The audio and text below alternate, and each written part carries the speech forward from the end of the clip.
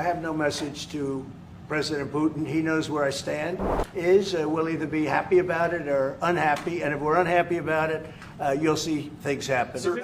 I have no message to President Putin. He knows where I stand, and he'll make a decision one way or the other. Whatever his decision is, we'll either be happy about it or unhappy, and if we're unhappy about it, you'll see things happen. So you gave Vladimir Putin a 2-week deadline to agree to talks with Volodymyr Zelensky. That deadline is now nearly approached. Can you give us any indication of when you will make it? Well, I'm having a conversation with him very shortly, and I'll know pretty much what we're going to be doing. We've taken very strong action, as you know, and in other ways we've taken very strong action. But I'll be speaking to him over the next few days, and we're going to see. With who, sir? I'm going to know exactly what's happening. Mr. But I'm not happy with all the people. You got 7,819 people killed last week. Russian soldiers and Ukraine soldiers, right?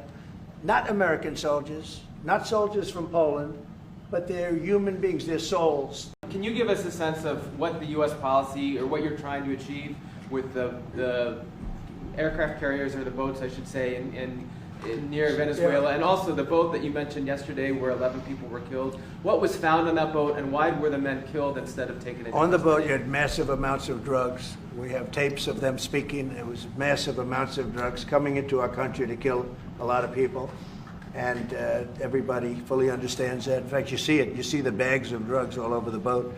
And they were hit, obviously. They won't be doing it again. And I think a lot of other people won't be doing it again when they watch that tape. Venezuela's been a very bad actor. They've been, as you know, they've been sending millions of people into our country, many of them Tren de Aragua, some of the worst gangs, some of the worst people anywhere in the world in terms of gangs.